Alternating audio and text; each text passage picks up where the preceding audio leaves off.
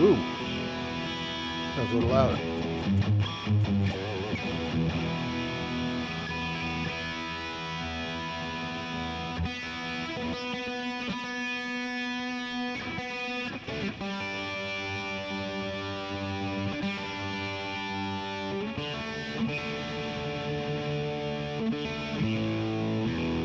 Could have been that D. Hold on, let me check it. I just checked it too. I don't like it when it's out of tune. It annoys me. Alright. Oh, that's pretty good. That's a little sharp. It's a tiny bit flat.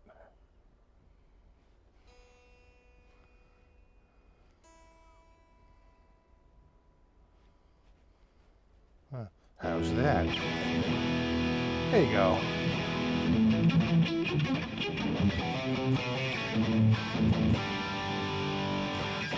Yeah, that sounds good. Except that falls under acceptable parameters. Yeah.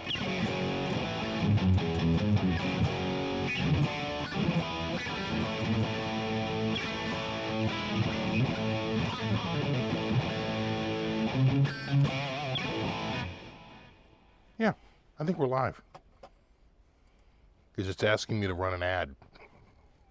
Now would be a good time. Now would be a good time.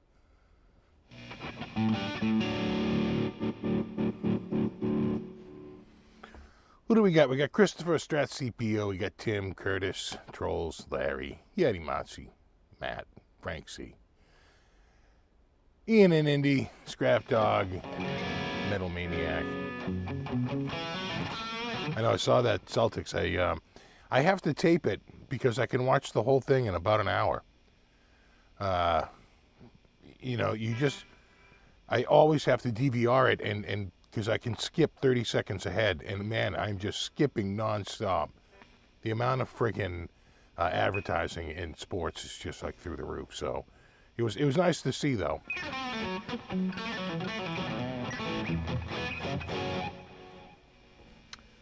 Who do we got? Deanna, Michael, Eric, Jeff, Matt, J. Shaff. Is it Dace or Dake? Got Trolls. Speaka, what's up, dude?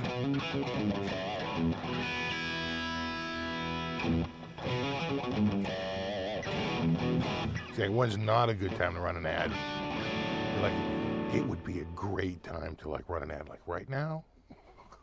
Oh, go on.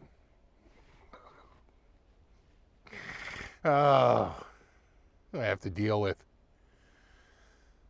I know Scorpions. I couldn't believe I forgot the Scorpions when I did my, you know, the demo. You know.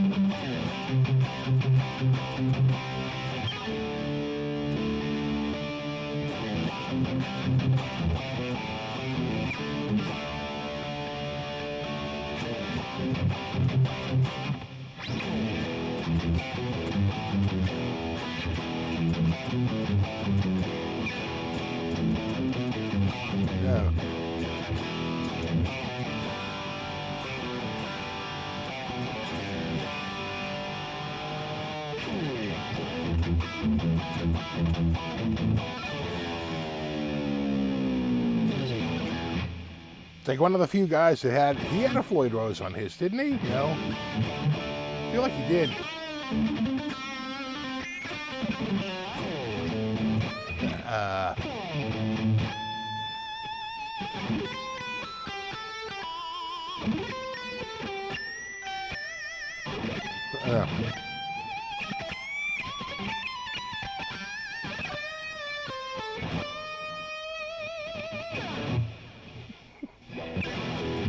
Yeah, Scorpions, man.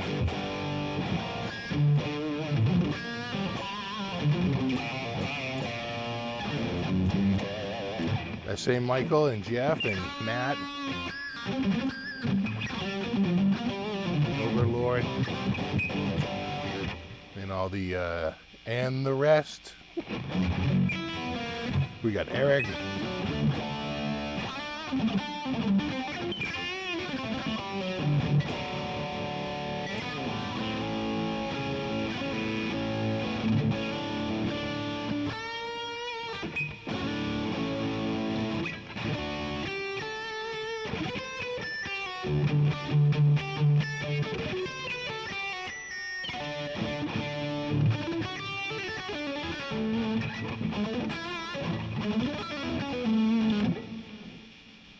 We got the window open.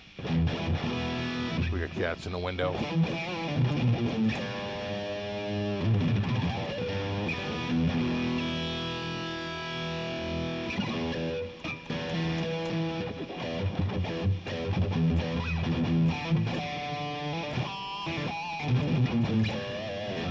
Tone is a good match to Scorpions. That's what I go for every time. How do I make it sound more like the Scorpions? And then that's what I do.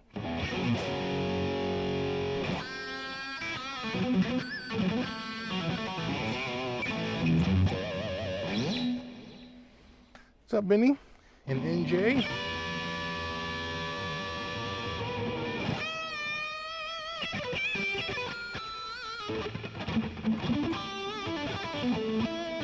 Thinking about picking up a Synergy amp. Have you done any reviews? No. Only Synergy. I know those guys too, but sadly haven't gotten one here.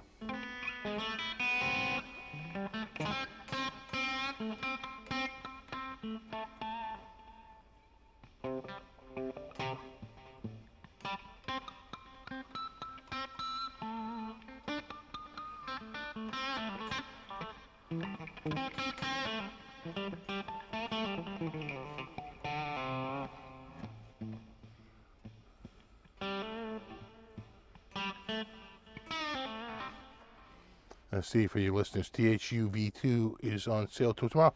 You know, that's right. I did see an email about that. They were doing a flash sale, so you can get what I'm running through. The reason why it's relevant is because that's the software I use. So THU is on sale.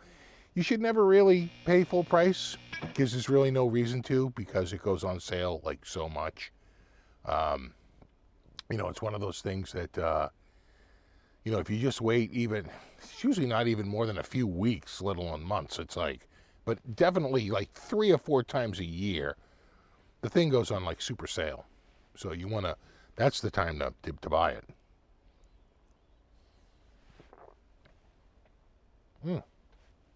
Those are good. Neighbors setting up lawn chairs outside. I don't think a lot of my neighbors know I play. I hear, like the guy across the street does.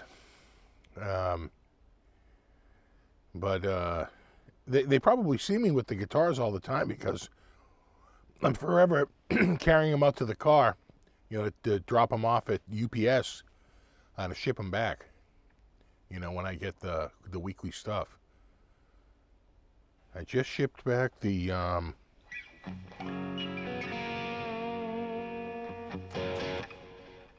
what just went back?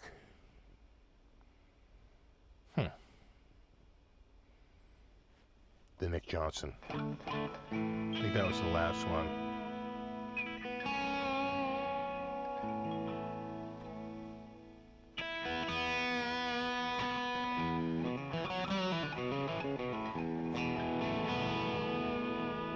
It's got Gibson pickups in it. That sound pretty good.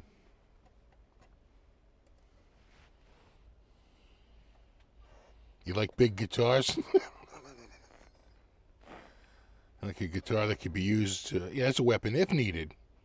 Probably won't be needed, but you know, it's nice to have, and just in case. You're looking at it. There, neck like a baseball bat. Oh, easy to wield. Nice top there, though.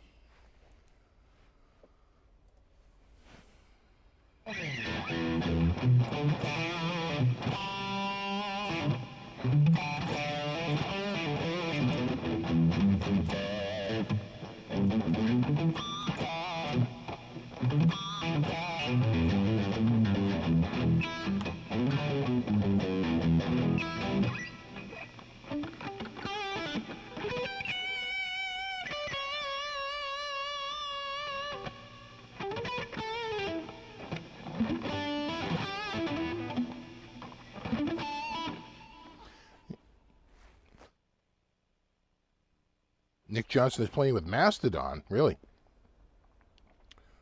That's a cool gig. He's an incredible player.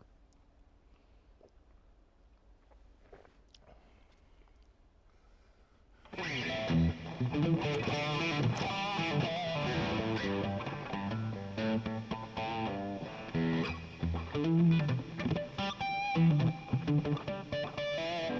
I sending this one back? I am. At some point. Not tomorrow. What are you guys doing anything for Mother's Day? We got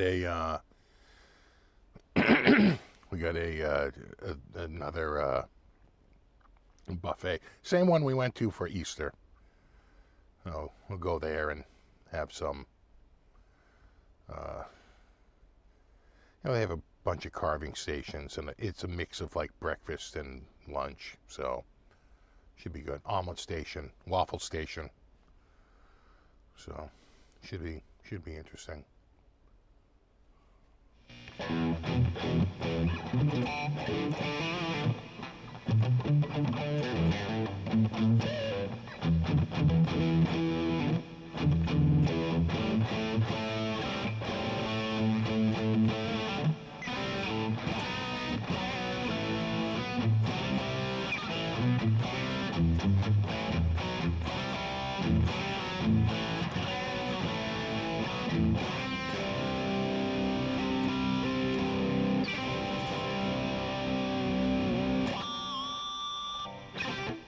So did you guys see that David Lee Roth show last weekend?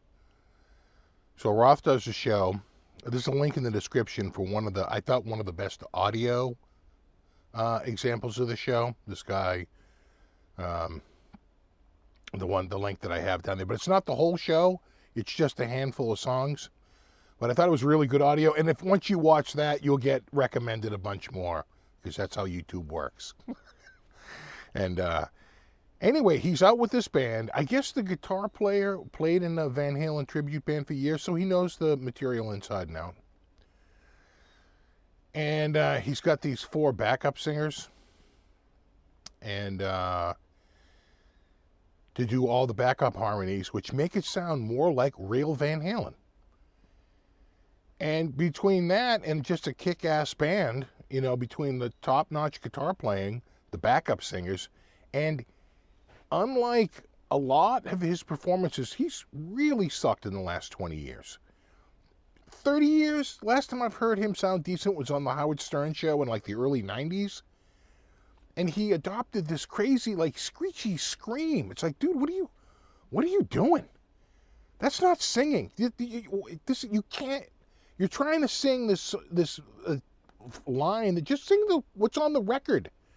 You wonder if it's the backup singers that sort of, got his ass, straight with all these lines, because the original material isn't that crazy.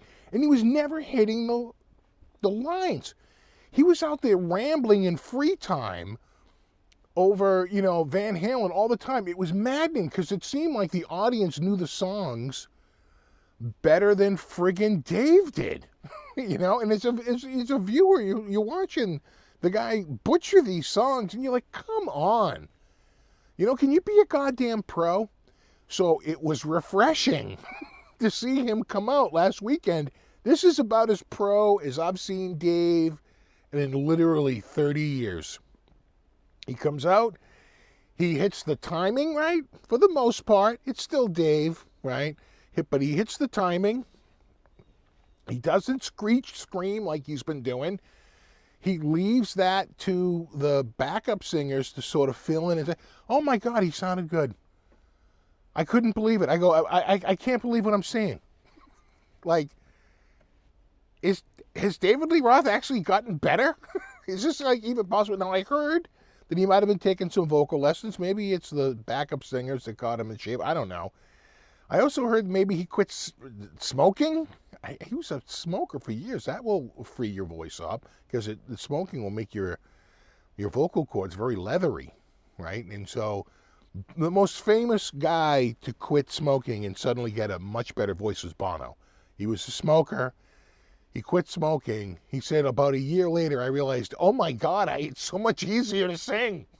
Like, my vocal cords sort of like came back, became pliable again, and were working again because they had really, they get stiff and leathery and raspy. So I don't know if it was that or whatever. I'm just saying, who is it? Al Estrada, the guitarist, baddest. Oh my God, he sounded perfect. He was nailing everything. I was like, oh man, this dude is great. Sounds really good. He's got the right tone. He's got the right inflection, like all the little nuances and stuff. And he's nailing the parts. He's nailing the parts. And Dave sounds good. The backup singers sound absolutely fantastic. Got 4 backup singers, which is probably what it takes, because I'm sure all of the backups, it was like, multi-tracked. Dave knows what happened when they were in the studio. I'm sure Michael was recorded twice, and Eddie was recorded twice, and Dave might not even been recorded for the goddamn backing tracks, right? So, it was refreshing. I was like, you know what? If he went on tour, now I hear he might be doing a tour, because the kind of the videos have gone a little viral. Because he's what we call exceeded expectations, right? I mean, who had any expectation that David Lee Roth could walk out on a stage and be disciplined enough to go through the songs in time and in key? I'm like, he can't do it. He's got ADD to the max. He like walks out there and it's like, he's all style and no substance. He brought back a little bit of substance. Yeah, we just need a smidge. and you go way up. Just a little bit of substance over the goddamn nonstop style, dude. Just a little bit. And he did it. He did it. So, it's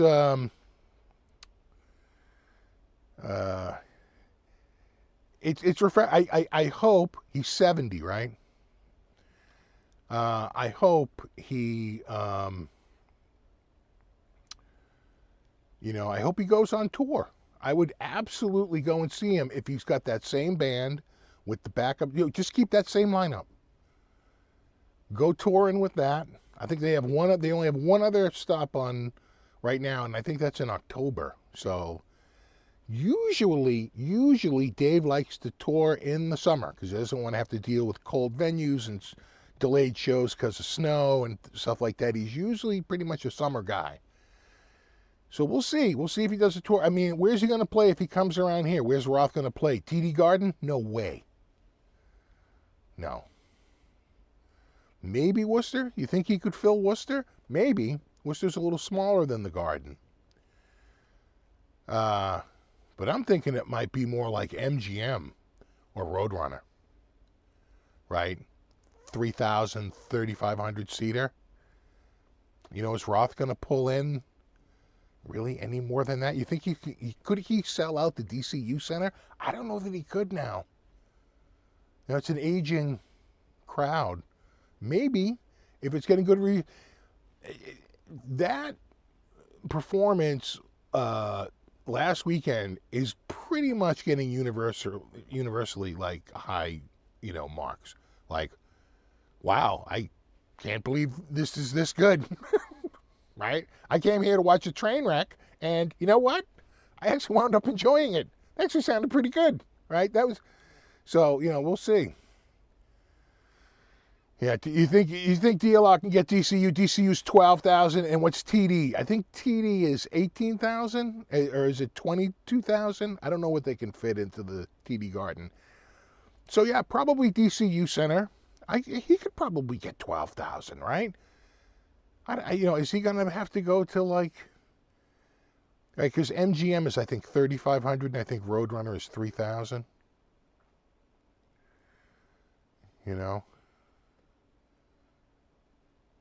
So, what would Dave's ticket prices be? $100 billion. Oh. Maybe a Vegas residency like he tried to do not so long ago, but had to bail on it. Yeah. Yeah. The backup singers were freaking awesome.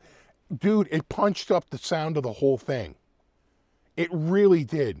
Because they were singing in time, singing in key, and singing the correct harmonies. Like, those guys knew what they were doing. Those guys are really good singers, right? Which is very common. The guy out front is actually not even as good as the backup singers, right? It's a cruel irony of show business.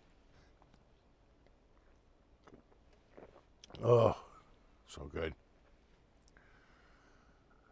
Truss rod spool, fully loose, slightly relieved. Have 9s on it.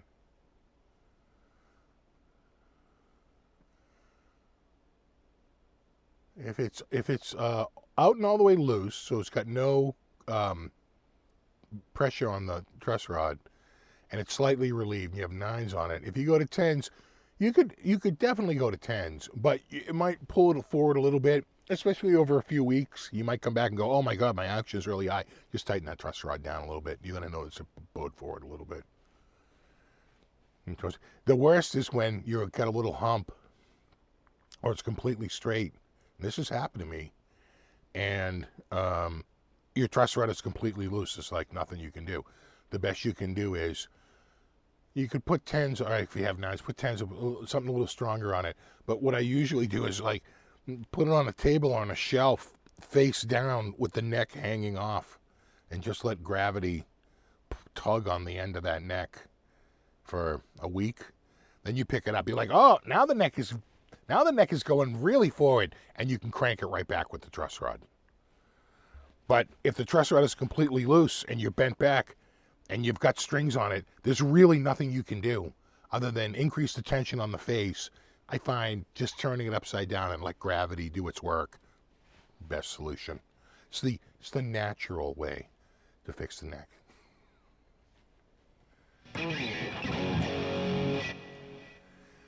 No way you can fill 12,000. You know what? Here's the thing. AC/DC just played the stadium, and that was an older audience. That was a really big, and Van Halen was pretty big back then. I would say as big as AC/DC in the early 80s. They've just been such a train wreck ever since. But when the last time they toured, they were playing the TD Garden. They had a couple of nights there. So could DLR pull it off? If he's doing Van Halen material, I think he might be able to.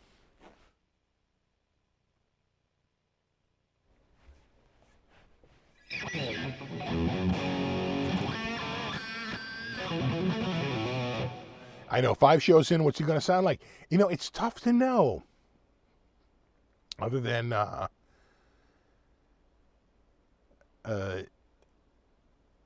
it kind of works both ways. If he's doing that stupid strained singing he did on those prior tours, I think he's going to sound horrible.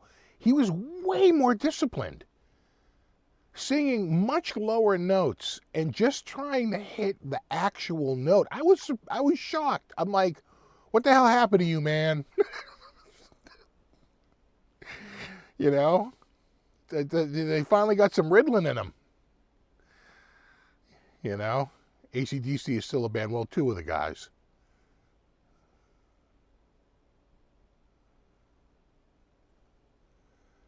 And Angus is 70, and Brian Johnson is 77. Let that sink in. I don't know where the Hagar tour played in Boston. I didn't catch it on this round. Did anyone around here go see AC/DC? I saw a ton of clips the next day on YouTube. Like pretty much the whole show. Including...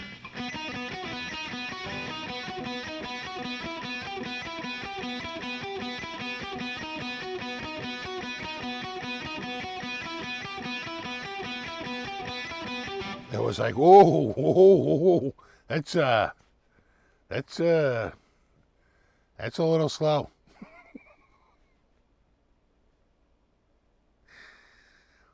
Yeah, 77. Isn't that crazy?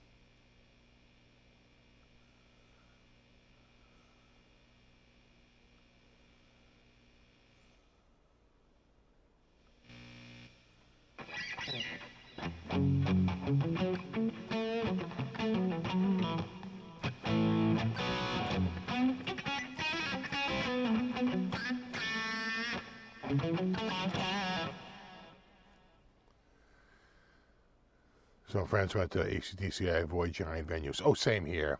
In fact, I just avoid shows. It's just full of people.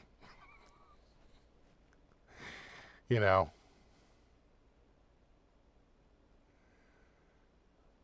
Last time I saw AC/DC at SARS in Toronto, 600,000 people. Oh my God. That's like 599,000 too many for me.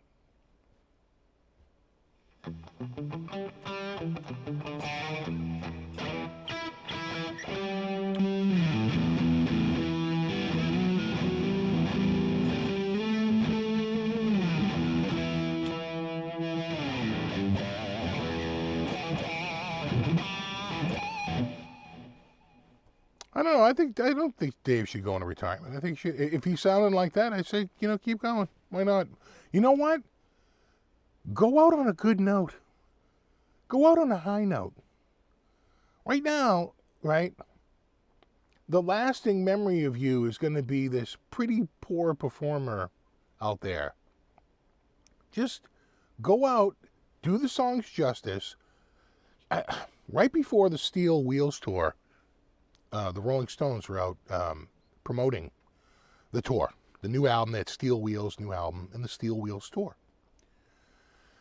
And so they're talking to Mick Jagger, and they're like, how are you prepping for the tour? And he said, I'll be honest, I feel like people were disappointed with my lack of professionalism in my, recent tours, probably 78 and 81. Right, were the last two tours. He said, I was out. He goes, I wouldn't sing the songs at the right time. I would just ramble over it. He goes, I kind of lost a lot of the diction of the pronunciation of the words, and it was just sort of. He goes, and people were disappointed, and you don't want to disappoint people. He said, so for this tour, I've really tried to enunciate the words so that people understand it. He goes, and hit the song like it is on the record to match what the audience has in their head. There's always time for, mixing it up somewhat, but not that much. And he goes, I'm just trying to be a little bit more professional on this tour. And I was like, yeah, you know what? Pretty good sentiment. Pretty good. And I think that, Dave is getting to the end of his life, and he's watching Sammy do this final tour, and he's like, you son of a bitch, don't you out Van Halen me with Van Halen. I'm the OG Van Halen guy. I'm going to get backup singers, I'm going to get a top-notch guitar player, and I'm going to go out there, and I'm going to play those songs right down the middle, and try not to be the clown show that I've been for the last 25 years. And quite frankly, I thought it was pretty good. Again, it could be the soft bigotry of low expectations. Who knows? But I don't know. I dug it. And if he came out on tour, I would go to it for one last hurrah with Roth.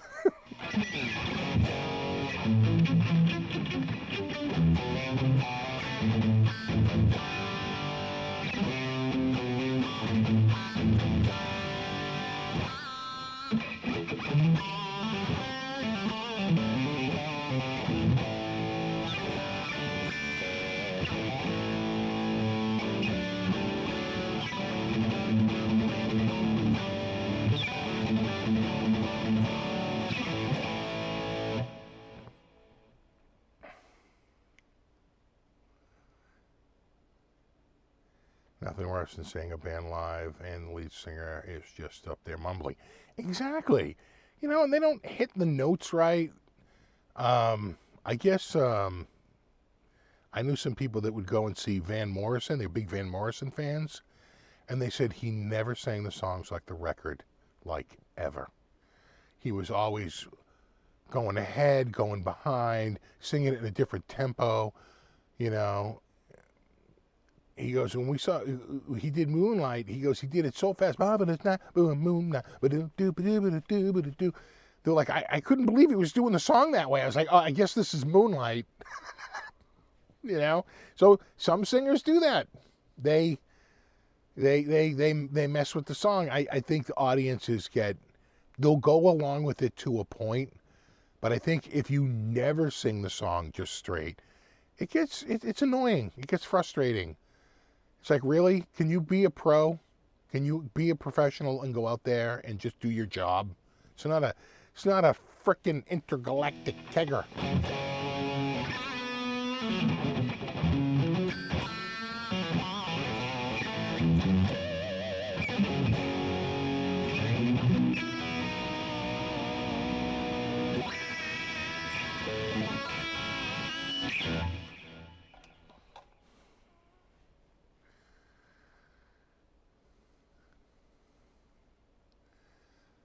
Roth sucks anymore. Yeah, well, you know, I don't know that we're fanboys, but, you know, reality check, he does sound better, period. And if you can't hear that, then, I don't know, you got shit ears and you shouldn't be playing guitar. Because it is obvious there a huge uptick in the quality of that last performance, I think. A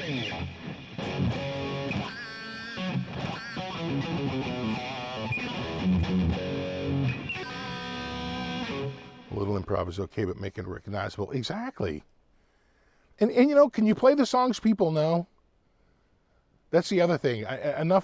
Don't bring out too many deep cuts unless they're off of old vintage albums that everybody knows every single cut from it. Right? What's up, Dwight?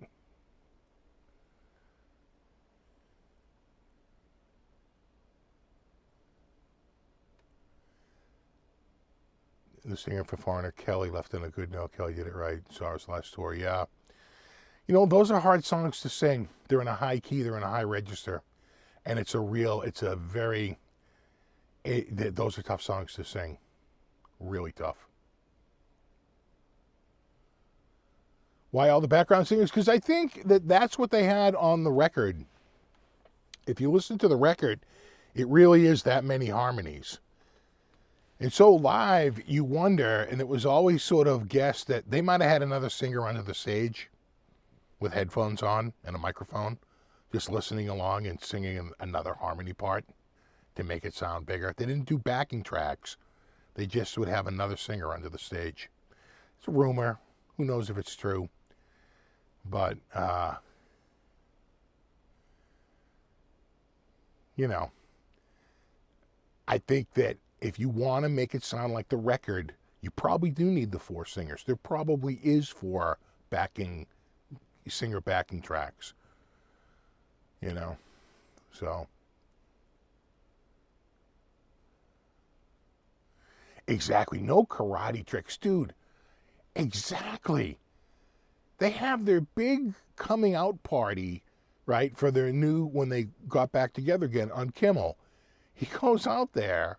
He's whipping around this stupid cane or something, cracks himself across the bridge of his nose, right? He's like gushing blood. They can't do the song. The rest of the guys are looking at each other going, oh my God, now I remember why we hated you. It's all a flood of memories is coming back. You colossal douchebag. What the fuck are you doing? We have a show to play here. Again, could you be a pro? You're a singer. You're not out there. This isn't a performance, right? This isn't performance art.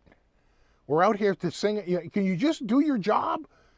But no, he does this stupid friggin', sword dance. I swear to you, if it was a sword, he would have cut his goddamn nose off. It's like, what is wrong with you? And they're just, I'm sure that they're like, oh, Dave, see, this is it. This is it. He's looking at Alex going, look at this guy. You seeing this? You seeing this? This is what I said, Alex, okay? This is what I said.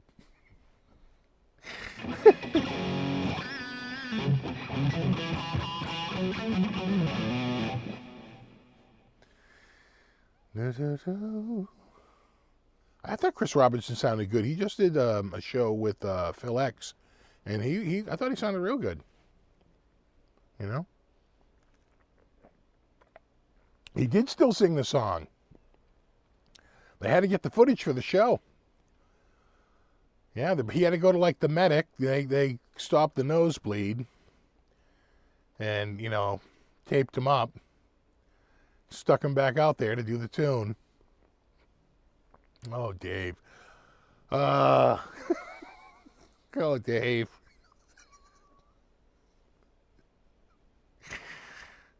God. This guitar shop wanted to issue an online guitar purchase. You partially found something off. Not sure. I think finish issue. You know what? I would just call the store. Call the store from which you bought it from. Don't call anyone else other than the store. I don't think I think if you call like the online for like the new gear, they're gonna tell you you got to call the store. But yeah, sometimes they will just say, "Hey, man, you know, there's some problems with this. I can return it, or you know, can you give me, you know, some off?" And they might ask you what you're thinking, and just let them know. But you know, I don't really do it. I'm like, you know, I'm sort of pass fail. So if it fails, it's coming back no matter what. I don't care how much you're knocking off. I just don't want the guitar. So I don't really do it, but Bobby does it a lot. Bobby's always calling up to see if he can get a little bit better price, and points out it needed this, it needed that, and they're usually pretty good about it.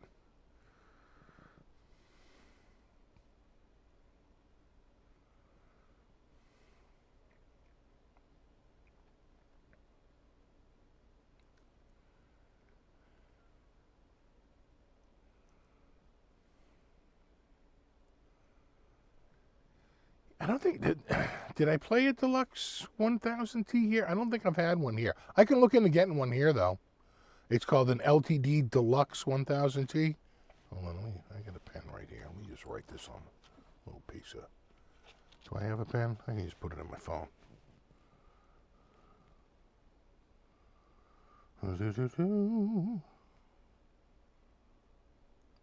Because if is it a guitar that's currently like for sale? In other words, it's still in production?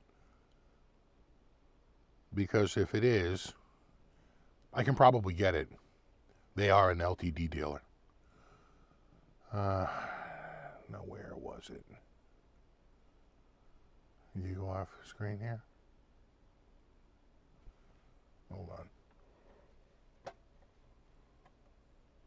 on. There it is. LTD Deluxe 1000T.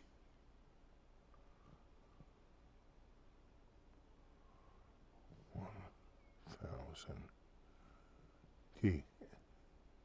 In Snow White. I feel like I had a guitar here. I did have an LTD here.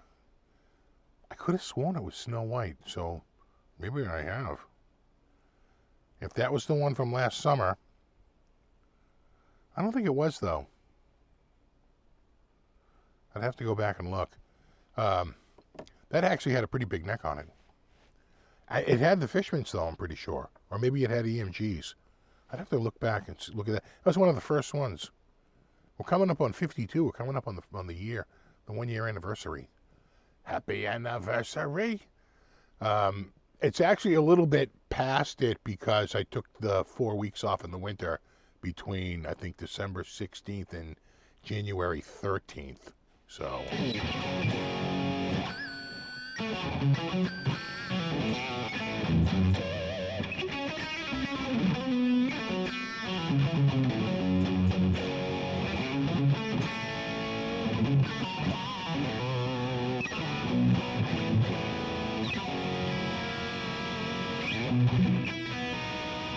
Any Reb Beach fans out there? Oh, yeah.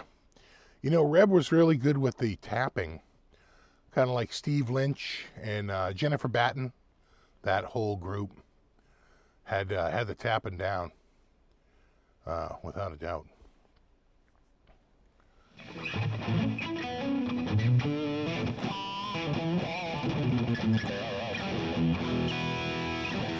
So, you know, it was on TV today on HBO was Ghostbusters, the original 1984 Ghostbusters. And I'm watching it, and I'm looking at it, I go, is that Ron Jeremy? And he was an extra in that movie. Uncredited, of course, because he's an extra. But he was like in a crowd, like on the streets of New York. And I go, holy shit, that guy looks like Ron Jeremy. It was him. I was like, damn.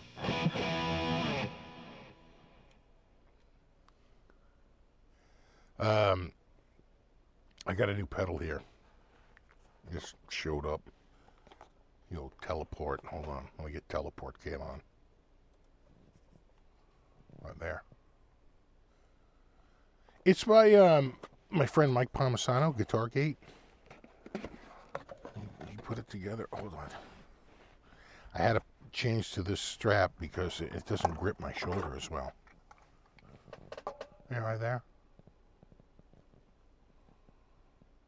Right there. It's got 4 mono ins and 4 mono outs, from what I understand. And it's hard. It's a looper. But the whole thing with the teleport is that you can send your loops to other people that you authorize, right? You can, if you have a friend with one of these teleports, you can just say teleport this to them, and then they get your loop, and they can add a track up to 4 tracks, and I think infinite loops. So they get it, and they can add a track, and you can get it back, and you could add a track, right? And it's up to 4 tracks, and it saves it all as WAV files. I saw Mike, the video Mike did. Yeah, I did on it. Yeah, look, it looks pretty cool. I haven't had a. I just showed up, so I'll have to check it out.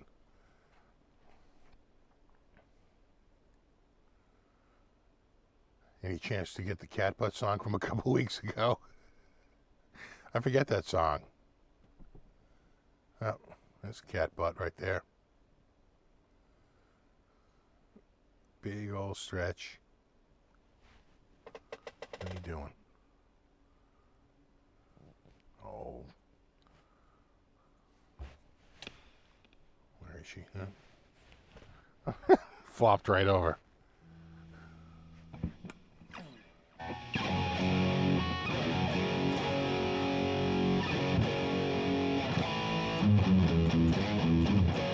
I don't even remember that. I'll have to go back and watch it. Oh, jeez, I lost my foam. Oh, there it is. Hold on.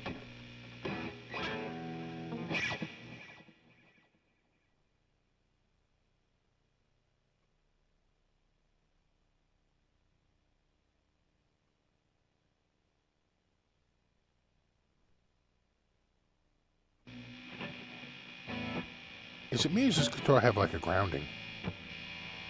Right?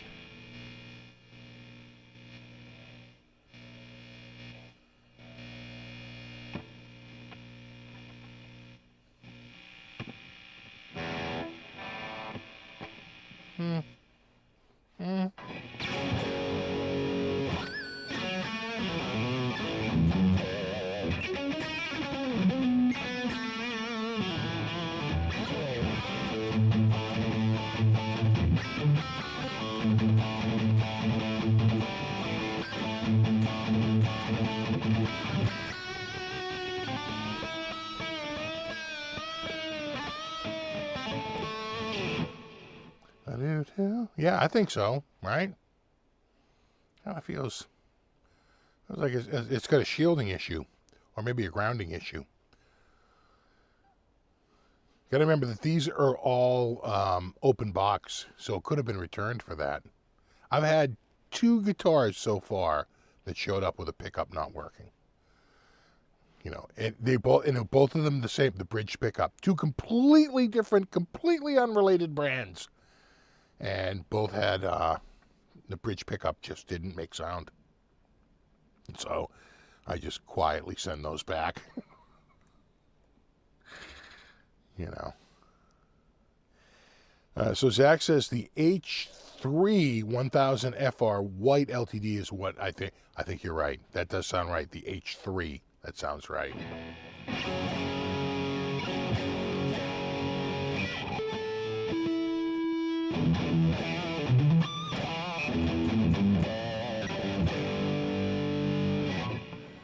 What guitar you recommend me to play? 80s rock, Steve Vai, and like all that. Well, if you like Steve Vai, then going with an Ibanez isn't going to, you can't go wrong. It's certainly for that style of music, especially like one of those Genesis RGs. Those are really nice. But, quite frankly, you can play a lot of this stuff on really any guitar. The guitar doesn't magically change your riffs. So you can, but you probably get more into it and have more of a vibe with a guitar like an Ibanez, like RG 550, right, versus like a Mexi Strat, right, with a even if it had a humbucker in the bridge, it's still not going to quite give you maybe the same vibe, right? You're not going to quite feel the same shred metal aura, And then you have to think, does it match your outfit? This guitar is huge.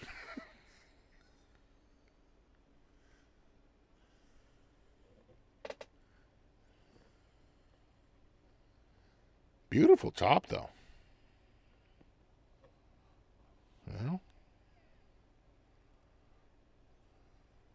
Really nice.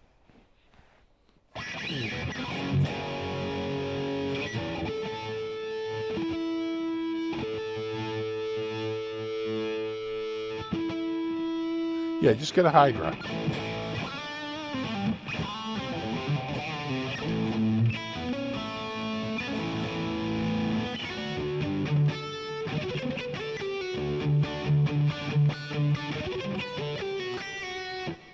Same solderless Gibson setup on that thing. I didn't open the back up. I don't know. I did open the back up on the guitar that had the broken pickup because I said, well, maybe it's just a cold solder joint that fell off, right? And I'll fix it. Rather do that than to lose out a guitar to do. I get the soldering iron right there, crank that soldering iron right up and just reattach that thing. But it was all look good, nice and tidy in there. I was like, no, all the wire, no, that all looks right. That all looks correct. So clearly there's a break somewhere, maybe in the winding of the pickup or something like that. But all the other settings were good. Could have been the switch. Because all the other, it was a 5-way switch and all of it worked fine except for the back. That back switch, just position number 1, nothing.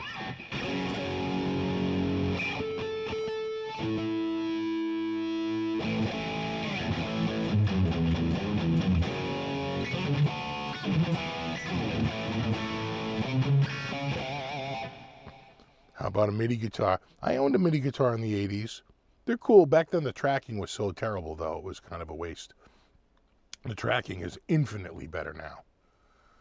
It was kind of a joke back then. But now it's actually really good. I keep looking at them going, yeah, maybe I'll get one. Am I going to get one? I don't know. And I still haven't gotten one. They make a few out there that are just ready to go, right? There's some Roland ready Fenders out there. You just plug and play.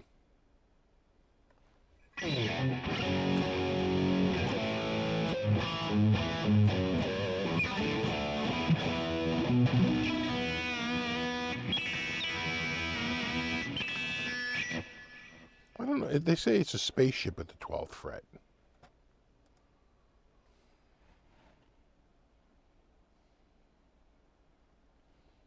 That's what they call it, a spaceship.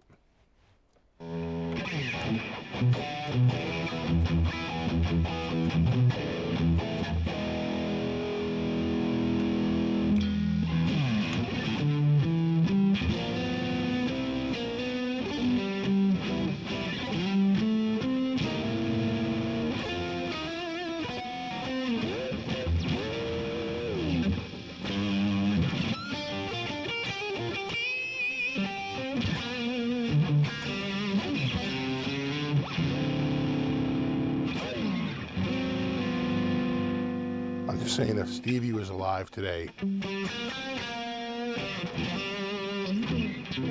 he'd probably be playing a Ghosthorse. Probably. We can only speculate.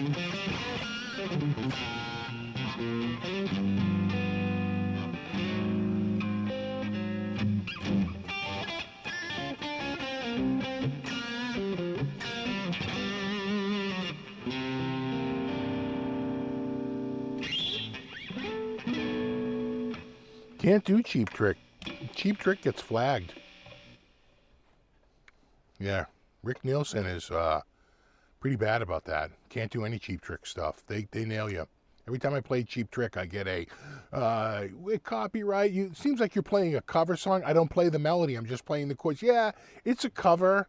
And so you're revenue sharing now, which basically means they're taking like the lion's share. And how much of my 2-hour show is that? It's 40 seconds. So 40 seconds of my 2-hour show, and you're taking like the lion's share of the revenue. That's why you can't do that stuff. Gotta be careful.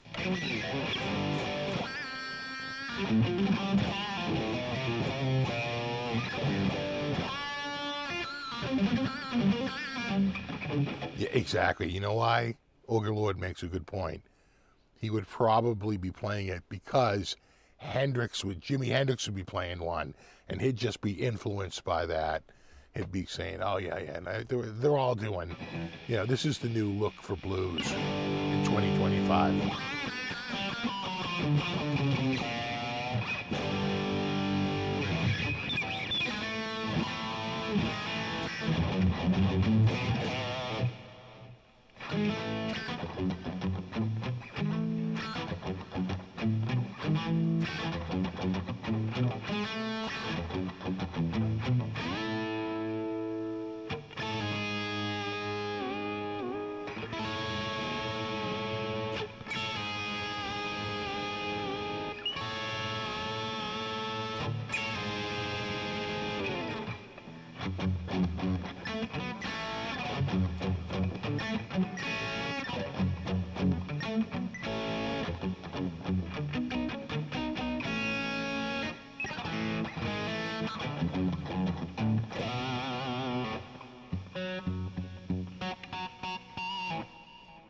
Yeah, it's pretty.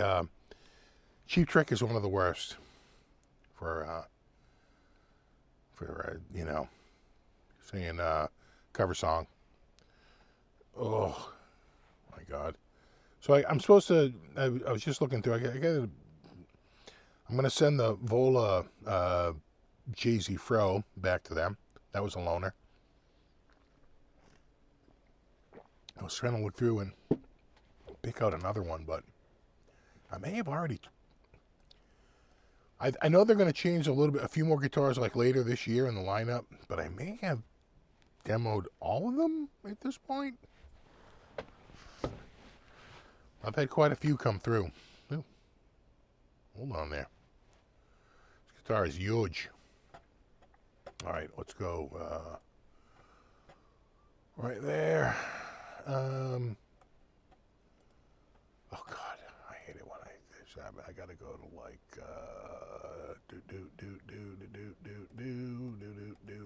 there you go.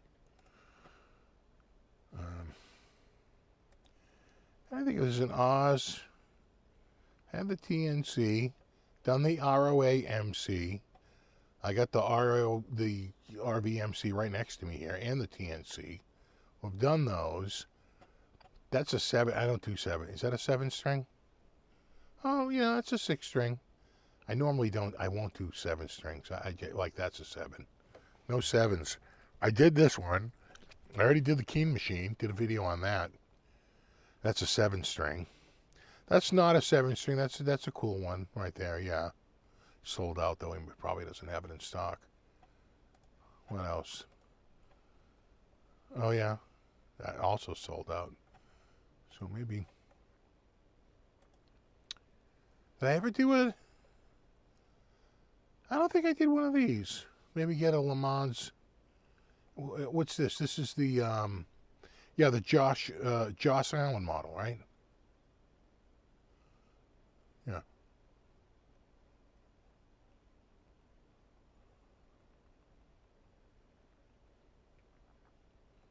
I like that orange. It's pretty hot. And they got the modern C and the Godos and the stainless. Yeah, maybe that. I don't know that. I think I did the Vasti. I'm telling you, I did like most of these guitars already. Trying to, like, what do we did the Aries? I think we did the Aries. We did do the Aries. Yeah, I think I'm down to like, yeah, maybe that RV. That and this one here, which is, I think, another, yeah, Sig model. And that's cool because he's got the P90, right? He's got the P90 in the neck, which is kind of cool. So we'll see. Something. I do like the Aries. I have one here. I got the red one, but they're all sold out. So I don't think they want to promote anything unless they have it in stock, right? So anything that's sold out, clearly, even if they have a demo that they've taken to the NAMM show and they could just ship to me, what's the point? You can't move any stock because they don't have it in stock ready to go. So I think I got to wait until those are in stock. But that the JAM there, that was in stock. So maybe that. I thought the orange looked cool too. Yeah, I'm with you on that. That's the Charger orange. Yeah. The other's the Le Mans green. If orange or green, which are you going for? Kind of like the orange, right? A little monochromatic, right? Because the green has the different, right, breaks up the face of it with the pick guard, whereas the orange does not. It uses a clear pick guard. You like the green better? Green's definitely more understated, without a doubt. The orange is way more muscle car. I mean, they're literally based on car finishes, but yeah.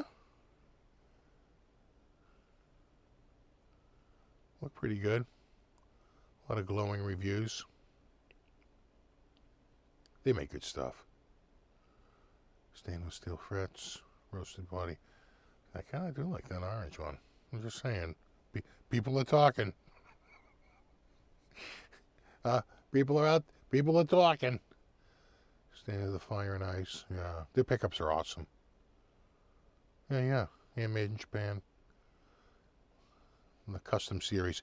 They got to get rid of this. And if it's the custom series, that means it's the soft case. It's a case. It's got sidewalls.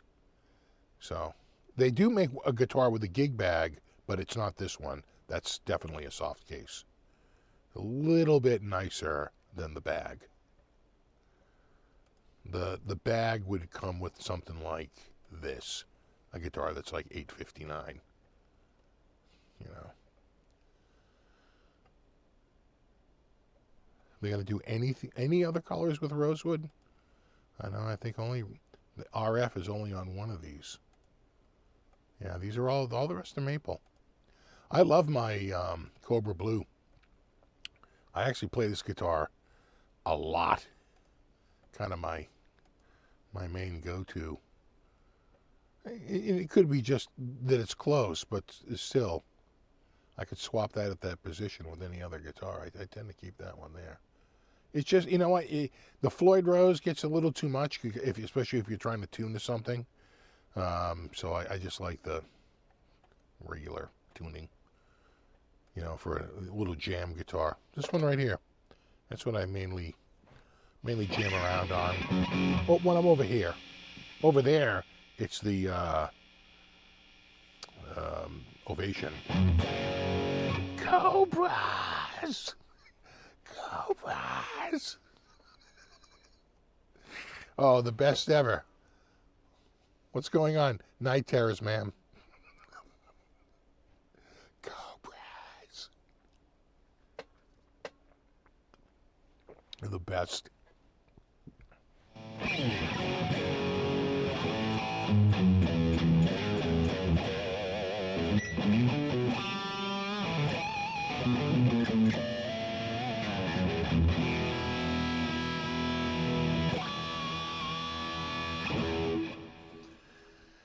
How do you keep from bending out of tune on a floating bridge on a unison bend? You got to use your ear. Right, bend both up.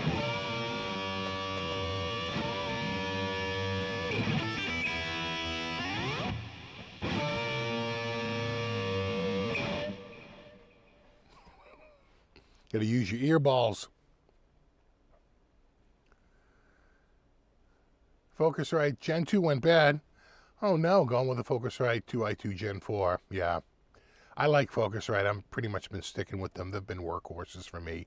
Even my old beat up one from 10 years ago is still chugging along.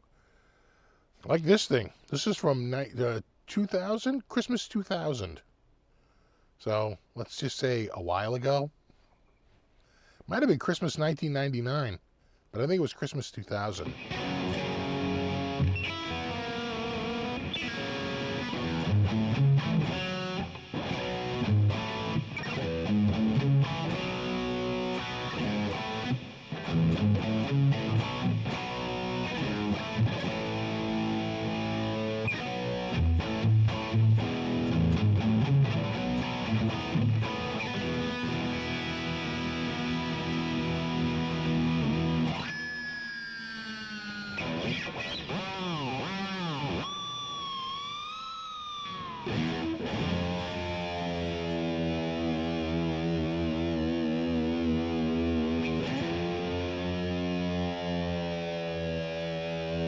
Stroke of genius, that whole thing.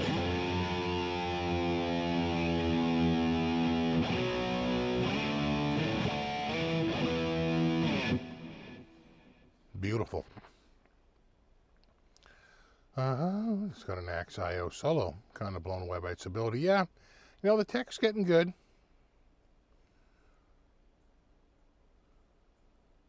You get a 4i4 Gen 3. Up in the attic, I have a second gen, I think it's like the 18i2. It's a weird one. Or like 18i4.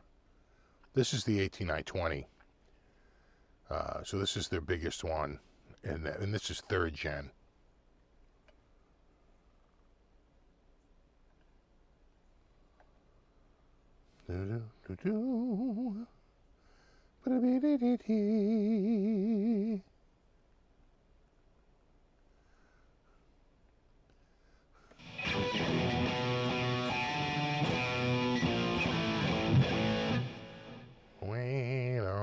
They're usually pretty good. That's why I play a lot of Ozzy riffs and Van Halen riffs. They don't bother me. They don't come in and go, oh, sorry, man, looks like you're playing a cover tune. Unlike Cheap Trick. The Eagles, they won't even have it. They're like, you have a copyright violation, you son of a bitch. You know, Prince, same way. Absolutely zero sense of humor for any covers. Just not having it. So, you stick with the ones that don't seem to give you a hassle. And Ozzy, I never get a problem with Ozzy. I play Ozzy riffs all the time. Never a word. Don't really get any... The only time I get a complaint from Zeppelin is Immigrant Song. Play Immigrant Song, nailed every time. So certain Zeppelin riffs will get you in trouble. Just depends on the riff.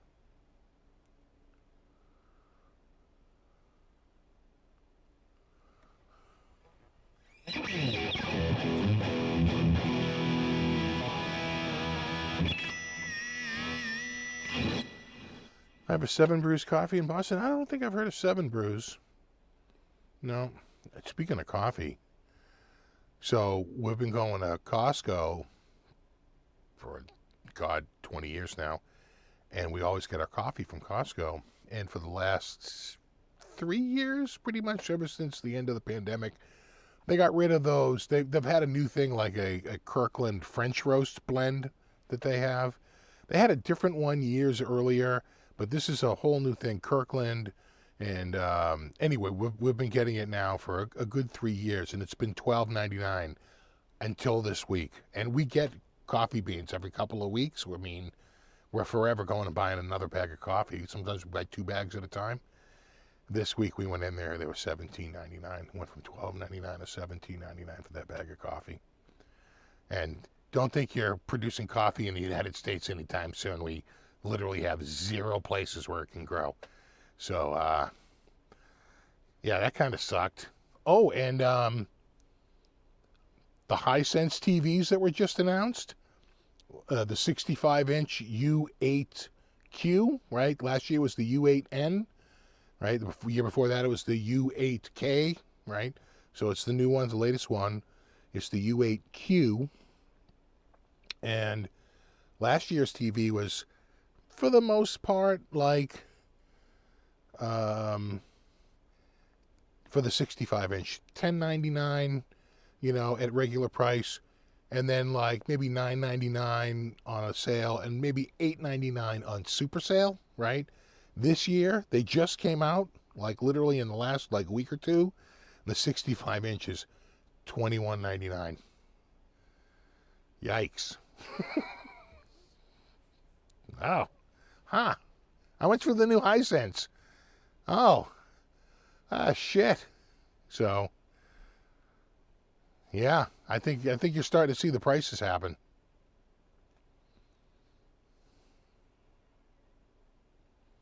You know, it's going to start slowly trickling in.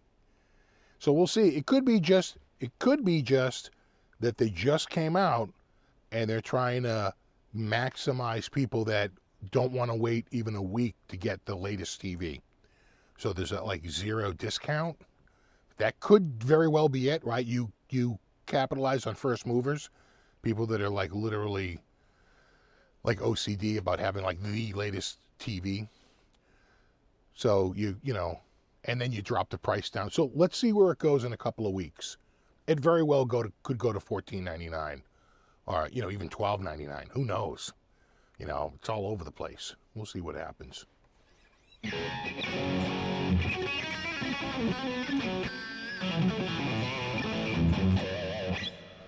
How about the R36 handheld? I have been stocking up.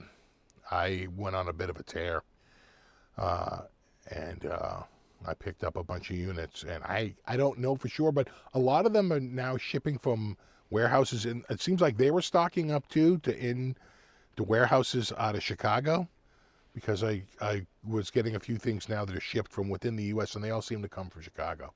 So they must have a warehouse there. But for how long? All right, eventually that stock is going to run out. So we'll see what happens. But, yeah, there was talk that someone got an order from, I want to say Retroid, and it showed up and they had a note that said they owed like about $400 in tariff on a $200 and something order, which if you do the math would be about right. It's 146%. So I don't know what happened. They were saying like if you get a bill, like talk to Retroid, but I don't think Retroid's stepping up to pay that kind of bill. Never going to happen. So they were trying to do an end around to do a B2B to C, right? That's the end around. You go business to business and try to go through a country that acts as a distributor that doesn't, because it's where it's shipped out of. It's not where it's made. It's where it's shipped out of. They're trying to do an end around, but apparently it didn't work. So we'll see. We'll see.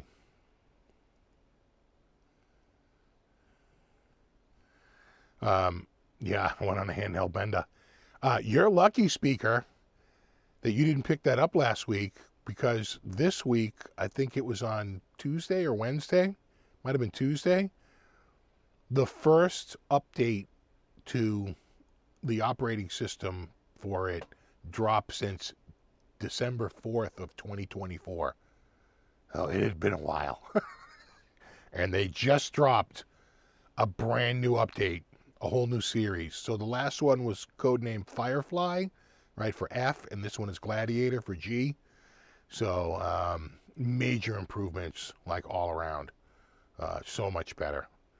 So yeah, waiting just that little bit, because you can't, a major update like that can't be updated.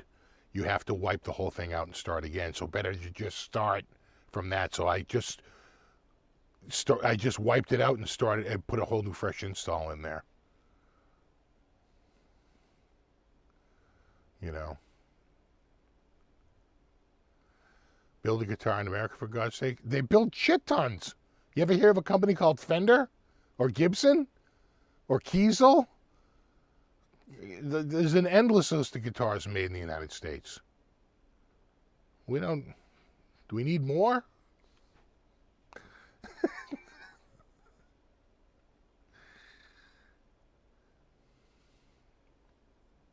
You have 150 TV and that's enough? Yeah, not me. I need like 40 of them. On a giant wall. What's up, Dennis? Doing well.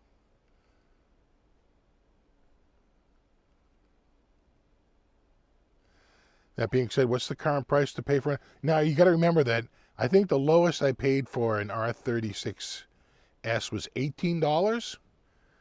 And I think the most I paid was $28.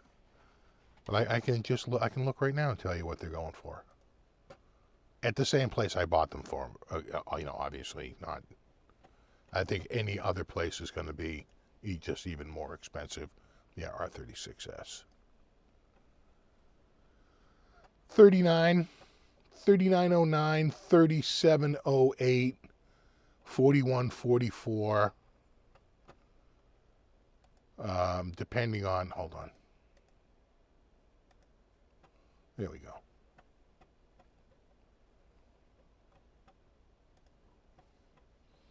Not bad, 39, right? 37. So that's not too bad of a hit, you know. And they ship from within the United States. They all sort of stocked up here, just in case of this inevitability. There's one for 30, but it doesn't ship from within the U.S. So you might be paying a pretty hefty. You know, you're going to pay. It'd be a $45, no, $43 import tax. So that would bring that up to $73 roughly. Yeah, anything outside the U.S. See, that's where they used to be. Right, it's $27. But if you want it in the U.S., you're looking at $37, $38. Yeah. We can check it in a month, see where it is.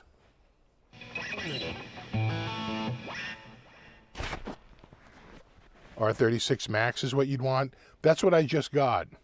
I just picked up a 36 Max. Oh, no, 36 Plus. I'm sorry.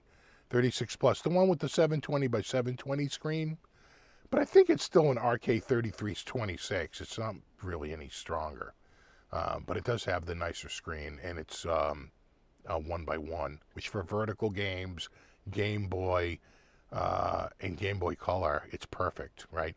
And believe it or not, kind of weird, Super NES very much can run an 8.7, right? 8x7. That's really, if you look at certain games when it's in 4x3 that have like a sun or a moon in the background or something, it's not circular, it's oval. Right? It's stretched out sideways. You set it to about 8x7, and now all of a sudden it's a perfect circle. Crazy. Because they didn't have the pixels, right? And they just had the TV stretch it out.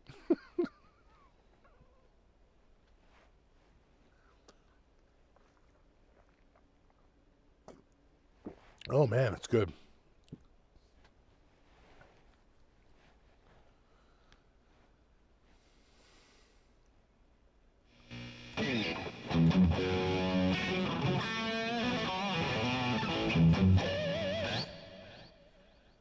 Hello.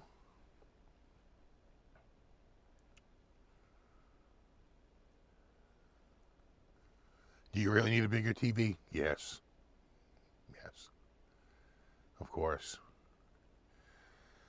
The best Super Strat at $1,200. I think the Ibanez Genesis series at that's even at like $9.99, $10.99. The Fender, although they might not make that anymore. They had the HM Strat that might be discontinued now. That was a nice Super Strat. Charvel, of course, the San Dimas. Those are always great, and the SoCals. I think they're really good. Guitar's good. It's got a chunky neck. It's an R5 nut. R5, bro. I mean, R2, R3, sure. 42, 43 millimeters, sure. 45 millimeters. An R5 nut. What's this world coming to?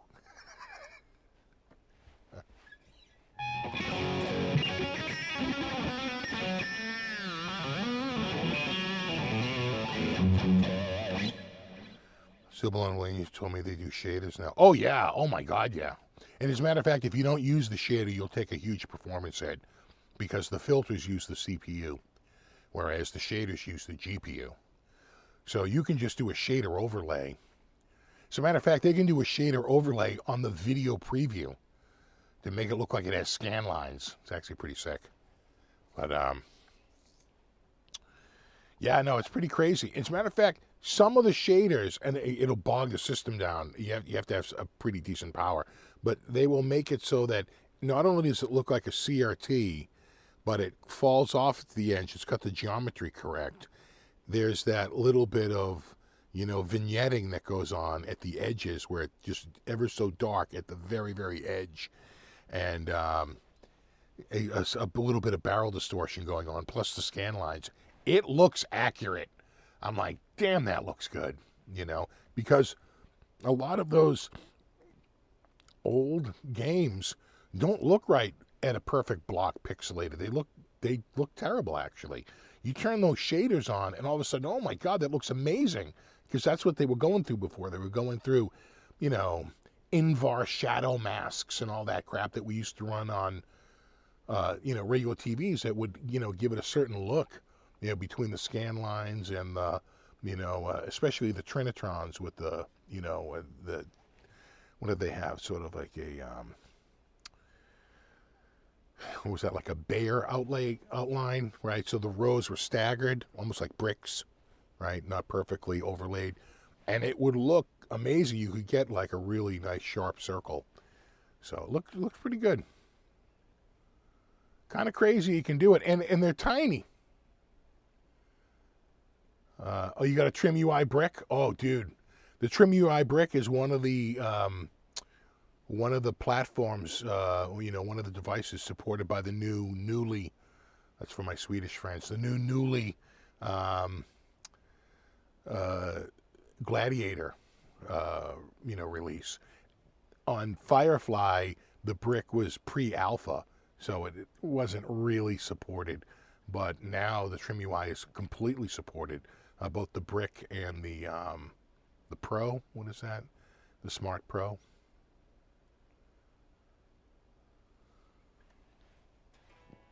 And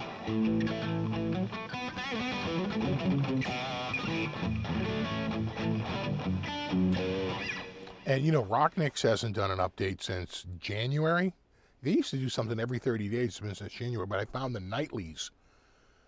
And I downloaded the nightly. Oh my God, what a difference. I had a couple of units. I couldn't even get it to boot. They kept locking up on the old operating system. I put the nightly on there. Boom. Fixed. Completely fixed. I friggin' love it. I know, Celtics win. And they looked in control for pretty much most of that game. They look like a team on fire. You know what? If they lost tonight, it was all over. They had to win tonight. It was all the pressure was on the Celtics. There was no pressure. Really, it's this next game that there's really pressure on the Celtics. Since if you don't take both of those games away, I still think you're in trouble.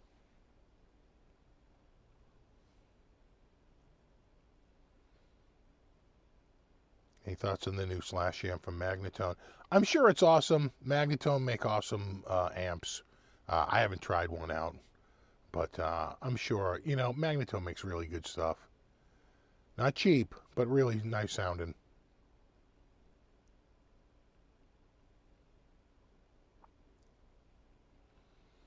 Larry, tariffs aren't based on the cost of production, but on the price the importer pays, so price close to the wholesale. Yeah.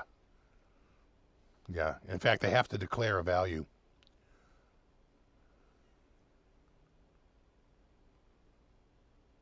And you can try and get cheeky with it, but then there'll be penalties and fines if you're found out to be dishonest with it.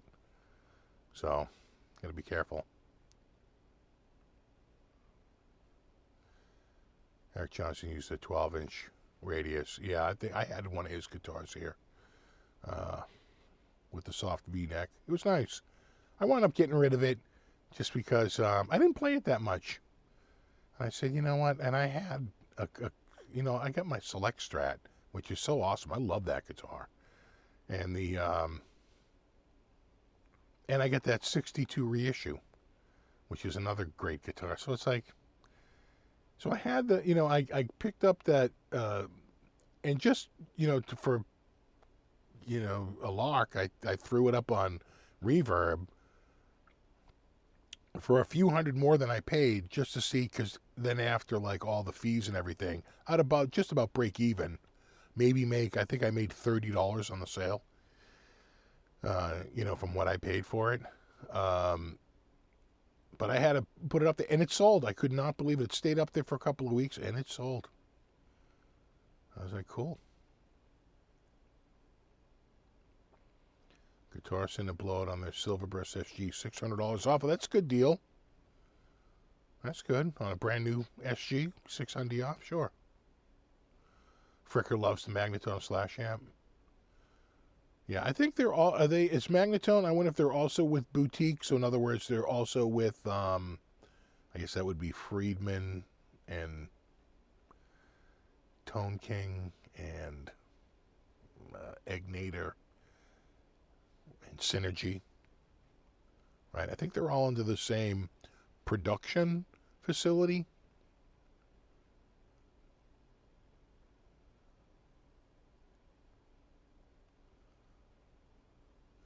No, it's not based on marked up retail price. No. But they have to declare a value, and usually it's what it would cost at wholesale, B2B.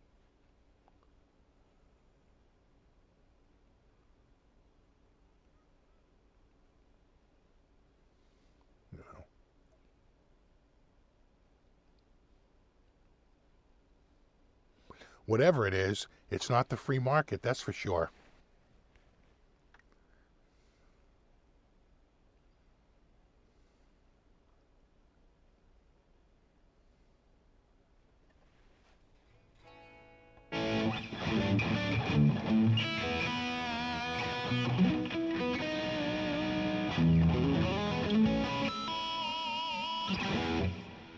And it's probably not going to do anything. No one's building shit here because they don't know if the tariffs are even going to stay. Who would invest millions of dollars? It would take 3 to 5 years to put together, a manufacturing facility that would be mostly made of millions of dollars worth of machinery. If you've ever watched how it's made, most manufacturing is done with, rooms full of machines. It's the only way you can get the numbers, up there. What we're really good at in the U.S. producing is food. We export a shit ton of food. We grow way more than we could ever consume. That's what we export. And quite frankly, one of our biggest exports is soybean, because we just happen to have the right climate for it. We can grow soybeans like crazy here. And there's a huge market. Maybe not so much in the U.S., but certainly around the world for soybean. Like huge. Probably our 3 biggest has got to be, I got to think, wheat, corn, and soybean.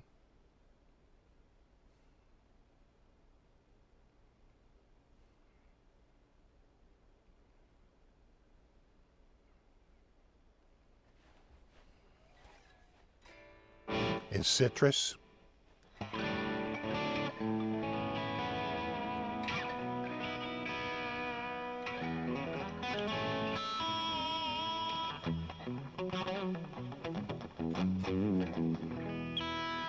And energy, we're a net exporter of energy, right?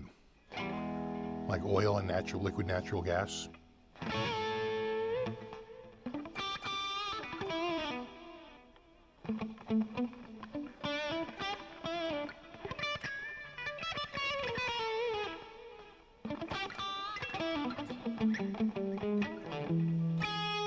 Yeah, it's based on a declared value.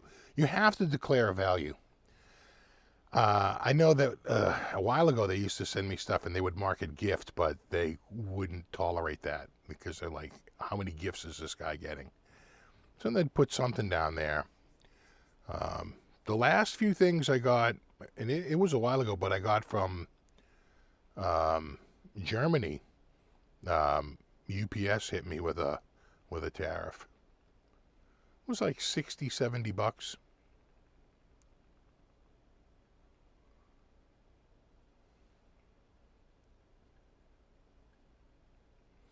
Yeah, weed.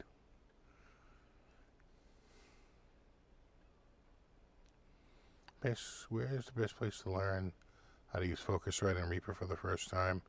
There's got to be somebody out there with that combination in a video on YouTube. There's got to be, because they're just so common, right? Focusrite is a very common brand for an interface, and Reaper is a very commonly used DAW. There's got to be at least a few videos out there. Got to be.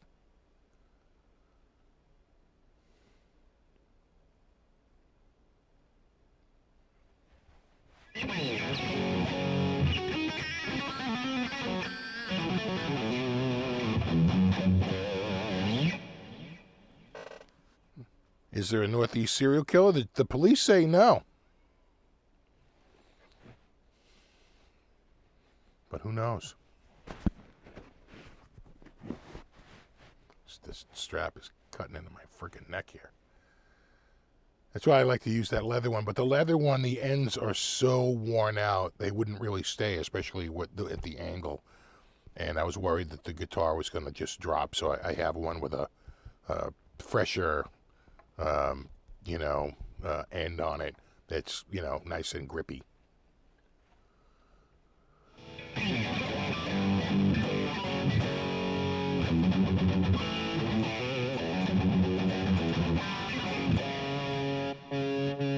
Value has to be close to manufacturing costs. How could it not? Well, that plus whatever you're getting for profit to the wholesaler. Right.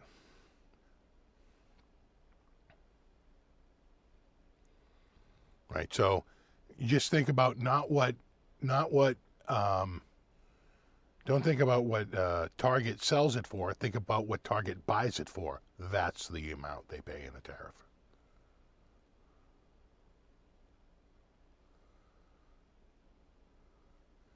A Sterling AX40? Yeah, I'll take a look. Have I tried? I've done a bunch of Sterlings. It doesn't ring a bell, though. I don't think I've done an AX40. Hold on, let me just put that down here. Sterling AX40. I'll take a look. If they have it, I'll get it. If it's still in production and they're still out there, I can get it. If it's not still in production, I probably can't get it.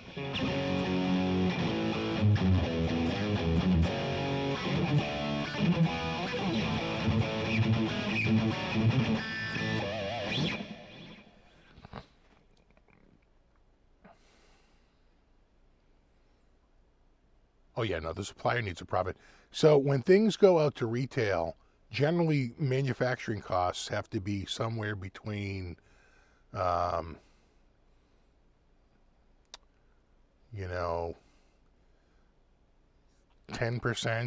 and 25% of retail, maybe 30% max. Right? And then the rest is profit, right? You couldn't stay in business unless you were getting that kind of markup. And then some places get a crazy markup because they're sort of like a boutique experience. And they do, the markup on that is insane because they go into very expensive,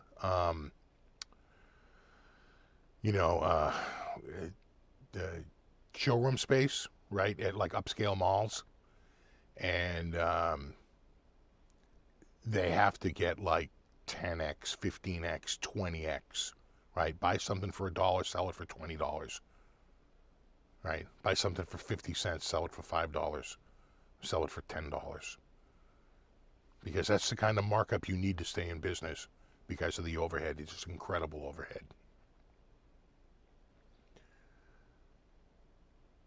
So when they have to pay more, the markup gets even more because they have to, any sunk cost has to go through the multiplier, right?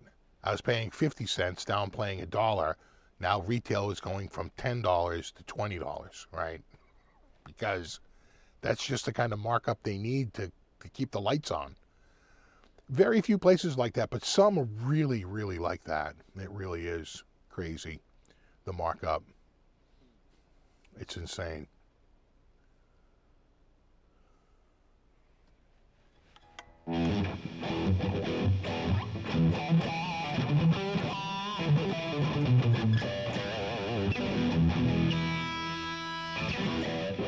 Probably. If Mick Taylor was probably.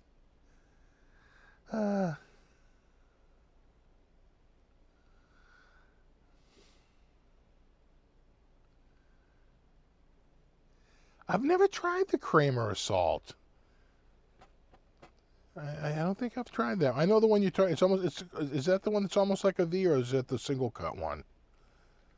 They've got a.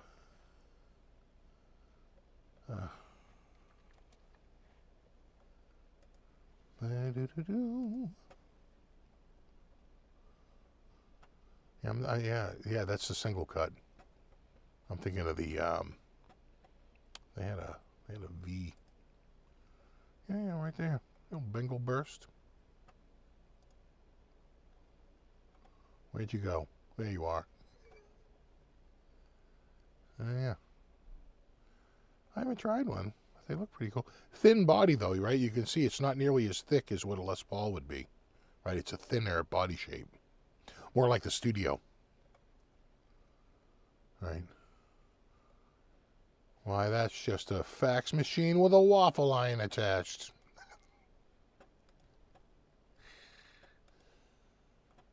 Damn.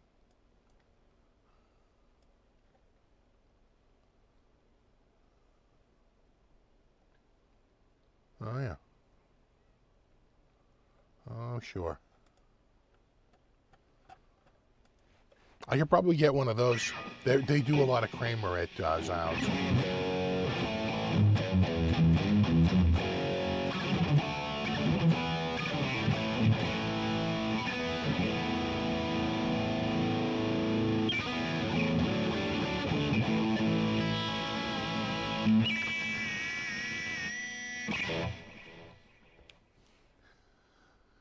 Refuse to raise the federal minimum wage. Yeah, well, the bottom line is that the average salary, annual salary in Vietnam is $14,000 a year. So get ready for the $14,000 a year jobs.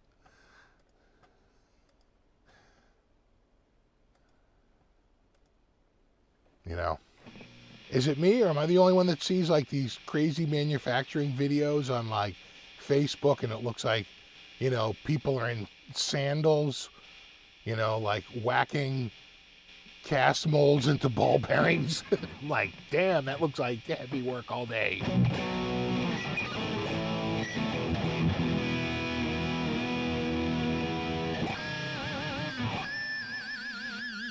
Gotta do the horse.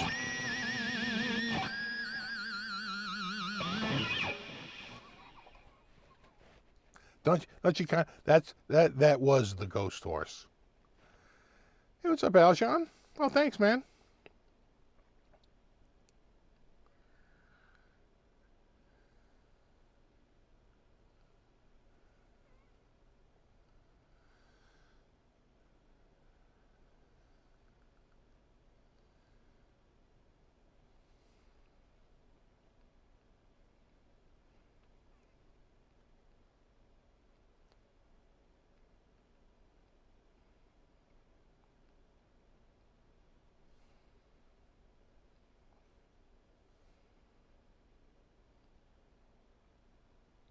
Yeah, Johnny. So you think I should try and get an Assault here? I can get one. That's definitely, you know, that's definitely a brand that they carry a lot of. You know, do like the top of this, though. Look at that thing. Trying not to whack my other guitar here.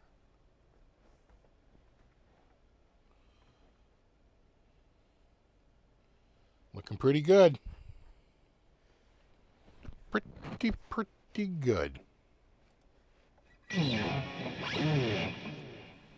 Yeah, we were just looking at the Assault Aljon.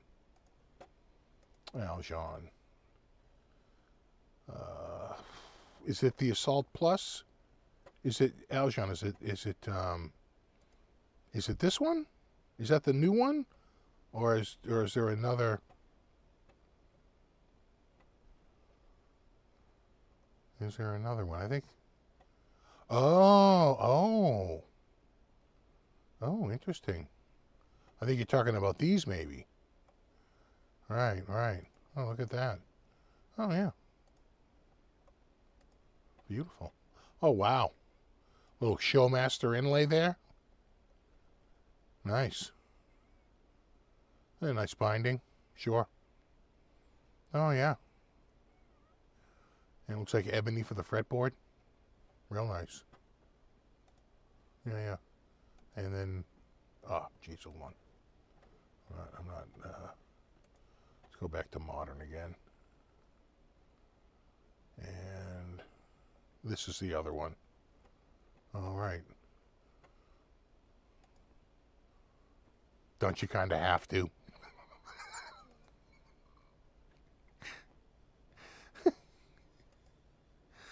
Right? I mean, don't you? Right? I mean, don't you kind of have to do that one?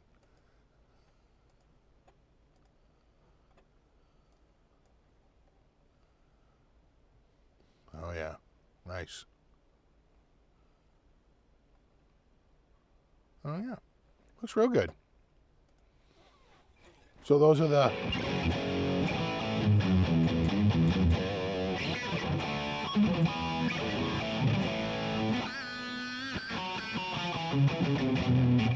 Oh, no, that pink... No, that pink is pinky. Like I said, I agree with you. The yellow is not quite as, fluorescent as the pink. But come on, man. You're doing 80s guitars, bro. Don't you kind of have to? Exactly. If Tony Montana was still alive, he'd be playing a Vice City Pink Kramer. Of course. We can only speculate, but probably.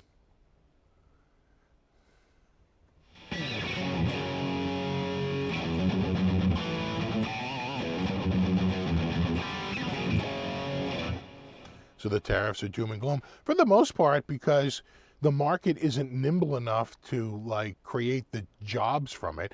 It's just going to result in more prices. Prices just being higher for the same thing you paid less for. You're paying more because you're paying a tax on it, an import tax. And we import a lot of stuff because we just don't have it here. A lot of food, certainly all clothing, toys. 90% of toys are imported, or 95%. It's like crazy, right?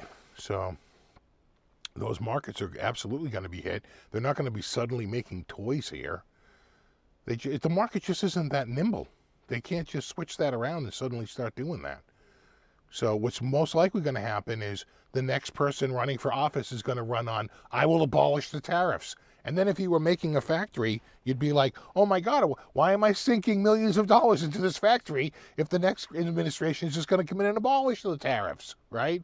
I guarantee you the next administration will run on that platform, right?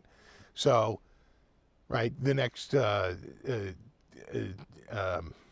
opponent in the election. So, of course, it's a platform. And so, again, watch how it's made. Because they have 100 episodes, a couple of 100 episodes. You see factory after factory after factory after factory. It's all machinery, except for one. There was one factory where everything was kind of done by hand, and that was the Stetson hat, which sold, when they were done, that one hat was $2,500. So as long as you're willing to spend $2,500 on a hat, you'll be fine.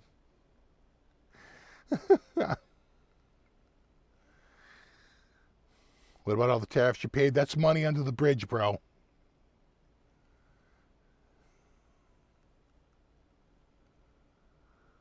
You know? The thing is that tariffs rely on consumption. And if prices shoot up, consumption will drop off. So it's not a reliable tax. That's why income tax is far more reliable than a tariff tax.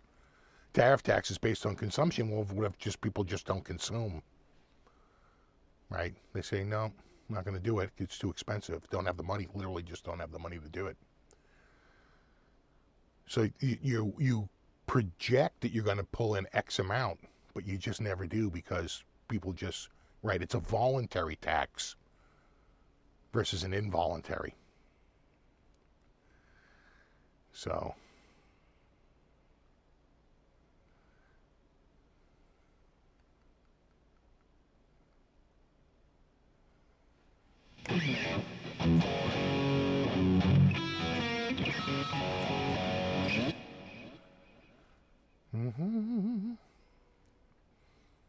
yeah, the reason why there's so many things made out there, and remember, these are American companies, is because we're exploiting the low cost of that labor to make more money here in the U.S.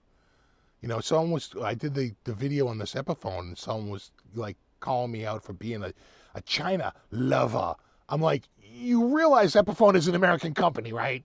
You realize every dollar that they make goes to an American firm, right? That they're just using that to lower their manufacturing costs so that they can meet a price point, right? You get that part, right? That Epiphone is an American company and not a Chinese one, right? You understand that? I don't think they do. You know, a friend of ours growing up, well, not mine growing up, my wife's growing up, but I've known her. We went to their wedding, and, you know, we've known them for many, many years. She came up, she was out like walking with her kids like 25 years ago, and she realized that not all, but a lot of strollers didn't have a way to hang a cup, to hang like a sippy cup or a drink that they're walking around, like just a bottled water. So she invented this little hanging cup holder on the back of the stroller. It was just this crazy little piece of plastic, one piece of plastic, right, that they stamp out. She met with a bunch of Chinese companies. They come up with a bunch of prototypes, and she had to come up with some money, and she had to buy a bunch of units, and she threw it up on Amazon for sale, and she was pulling in after a little bit, took a little while to get going, but it became very popular. I mean, she was pulling in good money, you know, and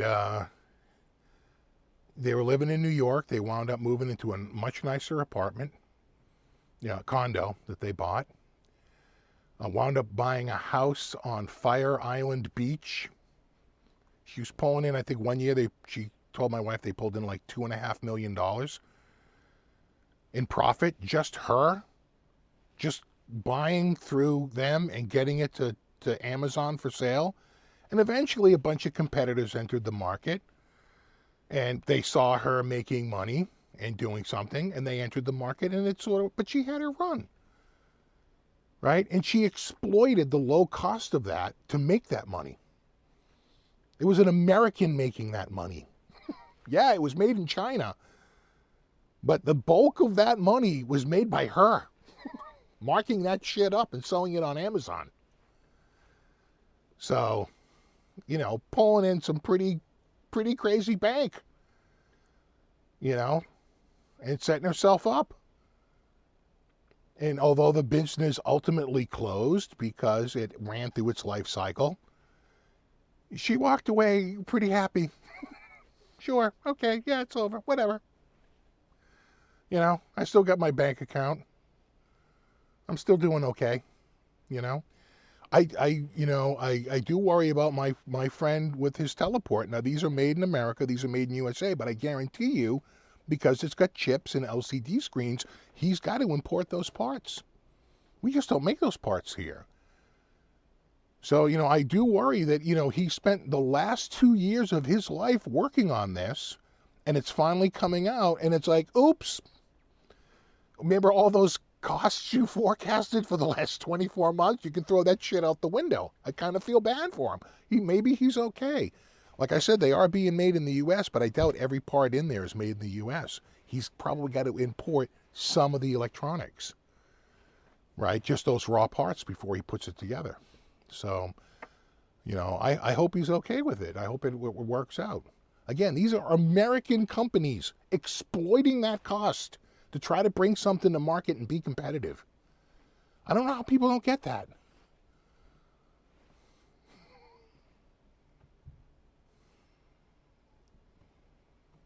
You know?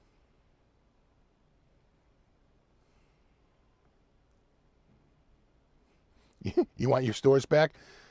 I don't know what you're talking about, but we are coming up with a new thing called local warehousing. It's a whole new concept in shopping. What you do is you walk in, they actually have the product right on a shelf. You just walk in, you pick the product off the shelf, you pay as you walk out. It's a whole new type of shopping.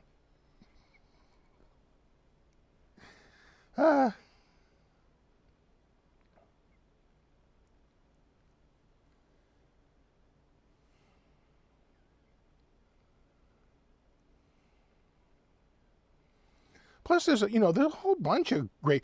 Unemployment has been at record lows. You guys realize that in the last 3 years, right? Coming out of the pandemic, we had the softest landing of any major nation.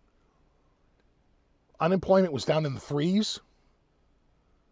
Believe it or not, Wall Street would actually like to see unemployment be a little bit higher, as crazy as that sounds, because they don't have to worry about a labor crisis, a labor shortage, and have to worry about labor costs, right? So they actually want labor, they want it to be around 4.5% to 5%. Really not any more than that, but they'd like it to be like 4.5%. Once you get below 4 and you get into the threes, these guys start panicking. Oh, there's going to be a labor shortage. Oh my God, we're going to have, right? They actually don't want that low of unemployment. It's a little, it feels a little crazy, but it is true. It's weird.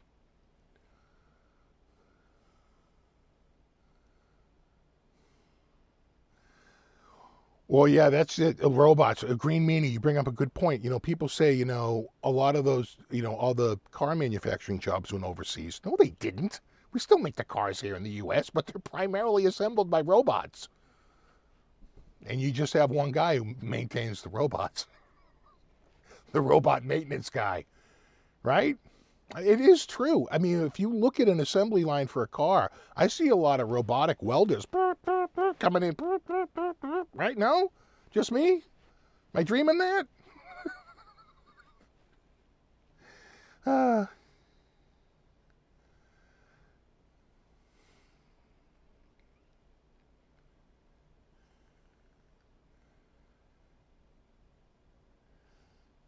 Oh no. Robot. And I can vouch he actually is a robot. What's up, Landon? Bleep blorp. Oh, I bet. Bleep blorp. Nanu.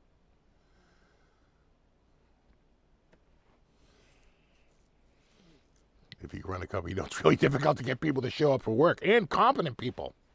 Please. Yeah, robots work 7 days a week, no breaks. They don't complain.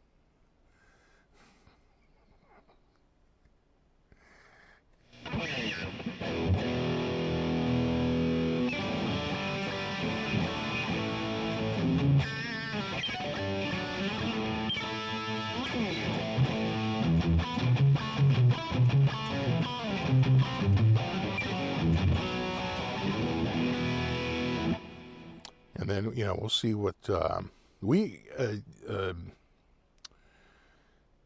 I'd say the biggest threat right now is like AI for composition of music, like, any sort of artistic thing. You can just see that. You can just see that coming. It's what was it from Family Guy? Does it rupt? It disrupts. Oh. All right, everyone wants a disruptor.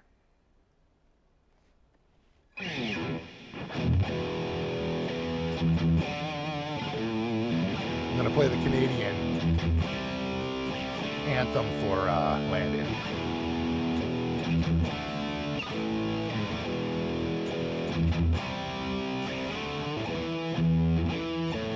What was it? There it is.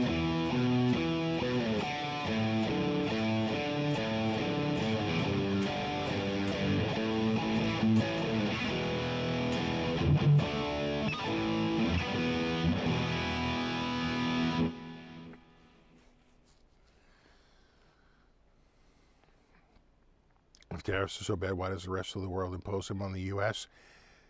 You know, it's not a good idea. It's they try to do it, so like one of the more famous ones was the citrus, because they can't compete without the tariff. The bottom line is they just can't compete. The one that I think of is the citrus with Japan. So the most southern point of Japan lines up on the map with about Georgia, you know, South Carolina, you know, Nashville, you know, Tennessee. So, you know, it's sort of like about that latitude. That's not quite south enough for citrus groves, right? Where we go a few degrees more south, get a little bit more sun, a little bit better sun angle, and a little bit better, and we're much better at growing citrus. And so they had put not a tariff, but they had put a quota, which is basically a type of tariff. The bottom line is this: tariffs, quotas, and subsidies all are socialist programs that mess with free markets, period.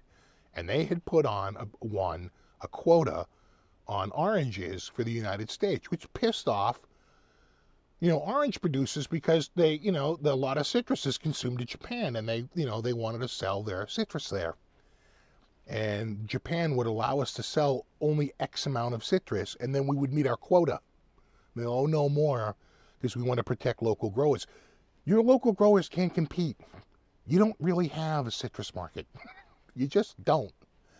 So they didn't want us coming in and undercutting because we could grow it so much cheaper. They didn't like it. They were pissed. And so what we were going to do was put the tariffs on the electronics, but it was decided people like cheap electronics, and people don't like to see things go up. And all it does is hurt consumers. And so we decided against it. So what other countries do, they have their reasons, but putting a tariff on your, you know, people talk about trade deficits. You know, I've been running a trade deficit with Home Depot for years. You know what shit I have bought from Home Depot? And they have bought nothing from me. What? Right? That's how trade deficits work. I have a massive trade deficit with Harbor Freight. I keep buying shit from them. They buy nothing from me. Yeah.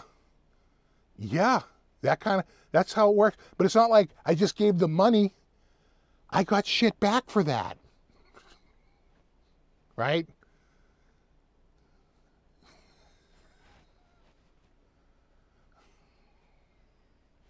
Yeah.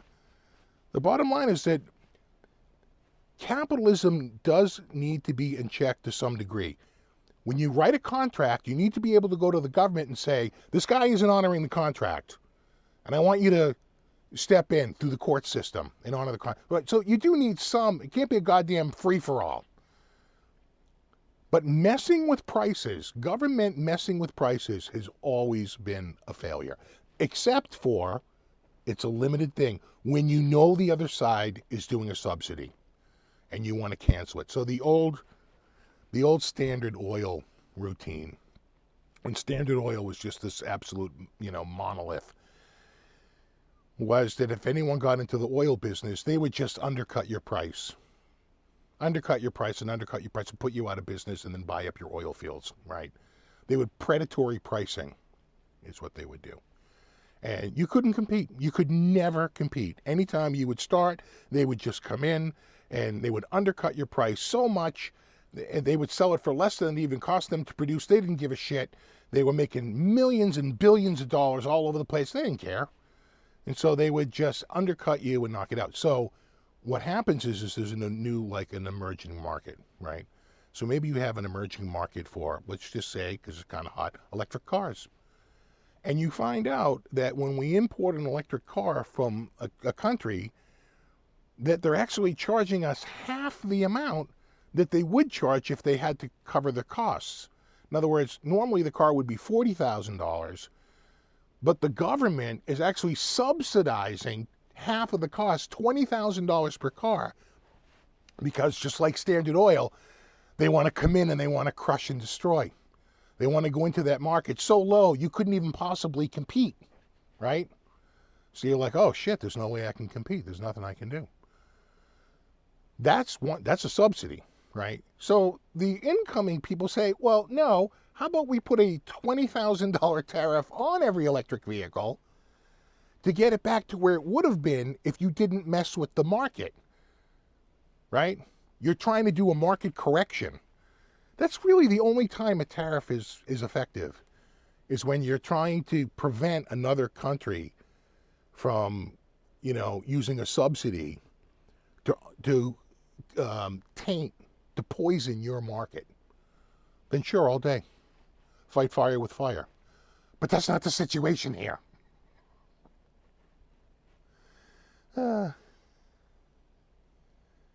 Anyway. Don't get me started.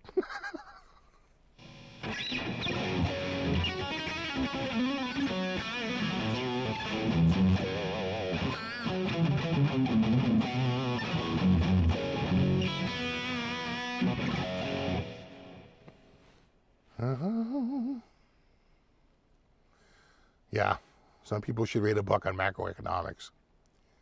For the most part, markets are best left alone, to a point.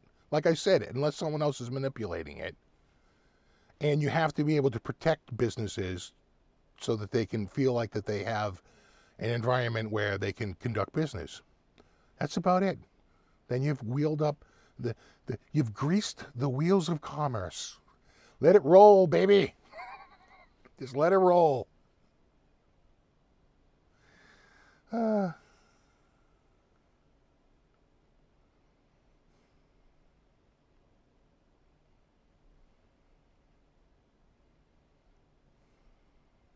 Yeah, no, we subsidize a ton of the food that we export too, in an effect to cut off other people. It all goes around.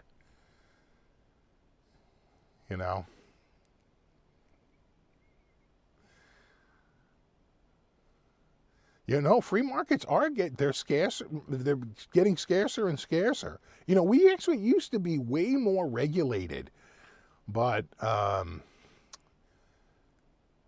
it went free market for the longest time, and I think purchasing power really, really increased. It really has. And again, just looking at the guitars, what we used to pay back in the 80s versus now, it's like night and day. Like, you could never walk in and get a guitar like this for that kind of money back then. Like, if you look at what today's money, what this goes for, this $799. Yeah, but what is that in like 1984 dollars? Right? Like half of that, even less, a third of it. So you couldn't walk in and get a guitar this nice for that kind of money back then. It would be kind of like, well, $799, right? So purchasing power has increased because wages have gone up, but, a lot of things, TVs, a couple of $100 for, a crazy good, 4K TV. Again, purchasing power definitely is up without a doubt. She over there? Oh, yeah. my cat trap. I trapped a cat. Cat trap worked. Yeah. All right, dudes. It is 9 o'clock. It kind of flew by. Thanks so much for hanging out. As always, check out my new guitar of the week on Monday. I got to look and see what I have. I got to pick one out. I'll shoot it tomorrow. And I think I might have one more video coming out this week. I got to double check my schedule. Might have one more. If not, I will definitely see you here again next week. A happy Mother's Day to all the mothers out there, and have a great Mother's Day tomorrow if you're going out and doing something. You know, get an extra eggs Benedict for me, and a side of a sirloin, and there you go. And then we'll do it all again in a week. And Brofist to my mod squad. Although I don't think we saw Terry tonight. He's probably watching the Leafs, right? Is there a hockey game going on? I feel like I'm competing with sports this weekend.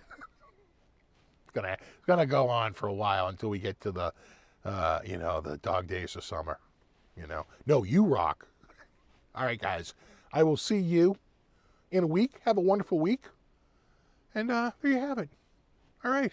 There you go. And happy Mother's Day. All right. Later.